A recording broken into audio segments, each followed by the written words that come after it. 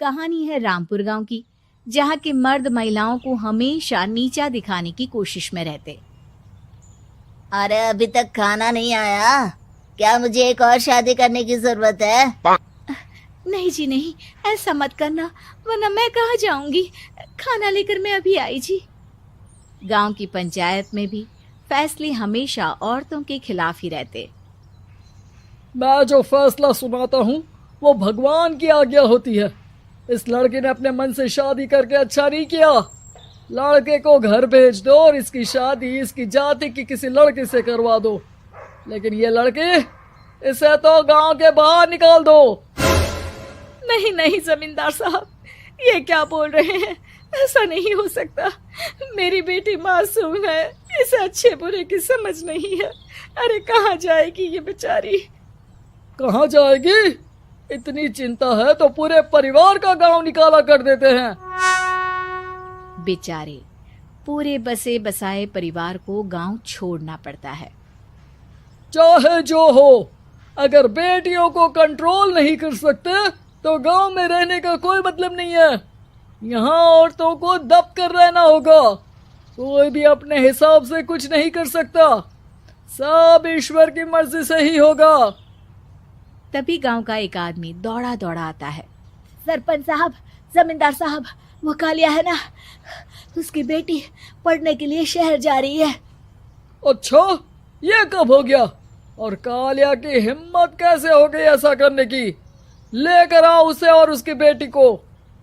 बस फिर क्या था, हाजिर हो जाते हैं कालिया और उसकी बेटी सरपंच के सामने। और कालिया, ये क्या सुनने में आ रहा है? बेटी को इंजीनियर बना रहा है तू? और ये बता, गांव में तो स्कूल नहीं है, फिर कहां से इतनी क्लास पास कर गई तेरी बेटी? राधा, जो कि कालिया की बेटी है, उसे लगता है कि सरपंच उसकी तारीफ कर रहे हैं। सरपंच जी, मैंने ऑनलाइन पढ़ाई की है, डिस्टेंस लर्निंग से। सभी में मैंने अच्छे नंबर पाए हैं, जिसे देखते हुए शहर की इंजीनियरिंग कॉलेज में मुझे स्कॉलरशिप मिली है। वाह जी वाह, क्या होती है ये? पहले तो ये बताओ, फिर आगे की बात करते हैं। पूरा गांव राधा की बात सुन रहा था और राधा बोलती जा रही थी। तो ऐसे मैं फ्री में एक अच्छी शिक्षा लेकर गांव में जो कुछ परेशानियां हैं, जैसे बिजली, पानी और इंटरनेट जैसी समस्याओं के लिए काम करूंगी। मैं गांव को शहर से जोड़ने के लिए पुल का निर्माण करवाने का प्रस्ताव रखूंगी। मुझे पूरी उम्मीद है कि जल्द ही हमारा गांव भी तरक्की की राह पर चल पड़ेगा। राधा की बात सुनकर सारे गांव वाले ताली बजाने लगते हैं। सरपंच को समझ नहीं आता कि वो क्या करे।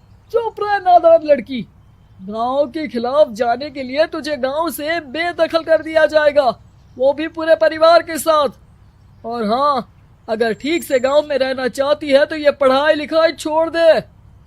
हम तेरे लिए गांव का कोई होनहार लड़का देखेंगे। तभी गांव का एक आदमी बोल पड़ता है। अरे नहीं नहीं सरपंच जी, राधा बिटिया जो बता रही है, अगर वैसा हो जाए तो हम लोगों को पैसा कमाने के लिए बाहर नहीं जाना पड़ेगा। हाँ जी, और ना ही कोसों दूर पानी के लिए भटकना पड़ेगा।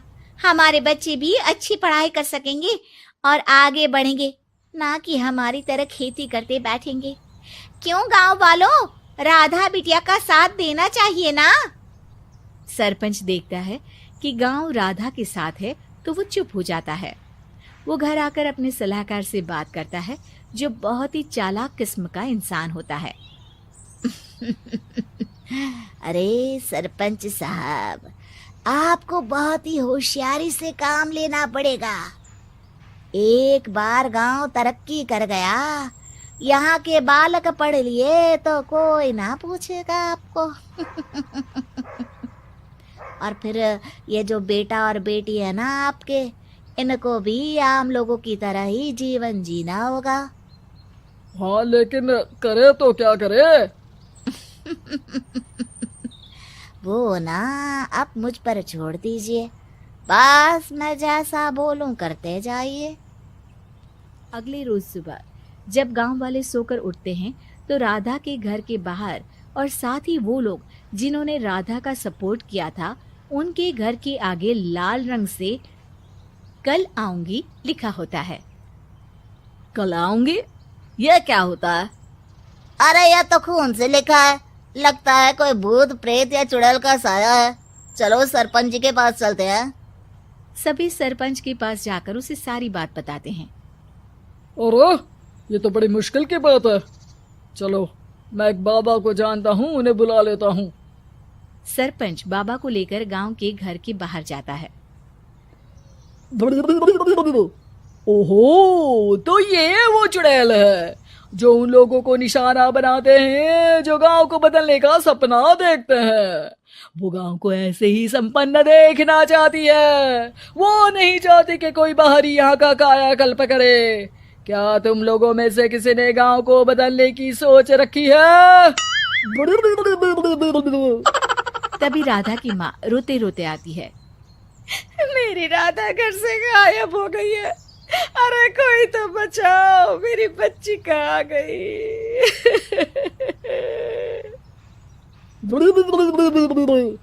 ले गई वो चुड़ैल, तेरी बच्ची को ले गई। अब वो उसे श्रापित करके छोड़ेगी, उस पर चुड़ैल का साया हो जाएगा। तभी बुरी सी हालत में राधा भी वहां आ जाती है।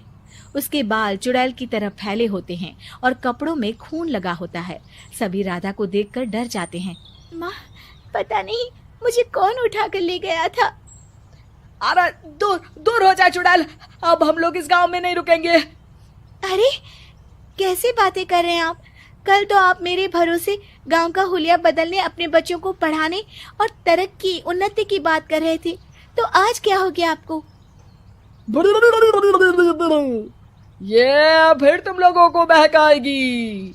ये चुड़ैल गांव में आ चुकी है, ऐसे ही ये तुम्हारे घर के बच्चों को भी ले जाएगी।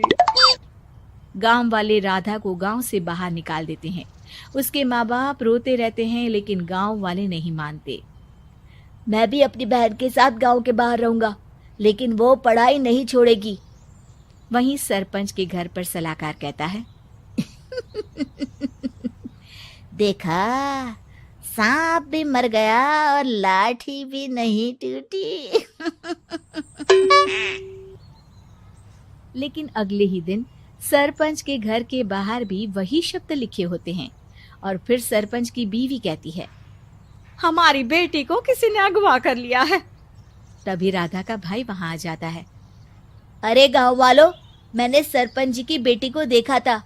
वो चुड़ैल उसे उठाकर ले जा रही थी।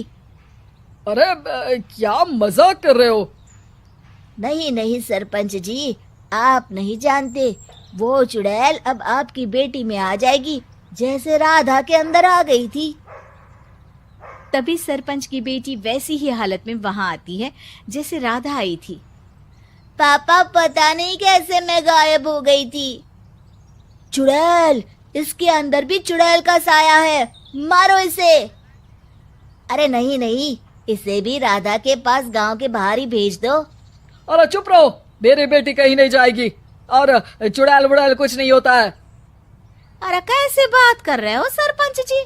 आप तो बोल रहे थे कि आपका फैसला भगवान का ज्ञान होता है, तो अपने पर बात आई तो अब आप ऐसे बोल रहे हैं। अरे ना ना ना, आपको अपनी बेटी को त्यागना ही होगा। अरे बुलाओ बाबा को। राधा का भाई बाबा को ले आता है, जिसे अब गांव वालों के डर के कारण सच बोलना पड़ता है। मैं कोई बाबा नहीं हूँ, मैं तो मोची था। ये सलाहकार महोदय ने मुझे कहा था एक्टिंग करने को। अब वो मुझे पैसे देने वाले हैं। अब मुझे माफ कर दो। गलती हो गई, मुझे माफ कर दो।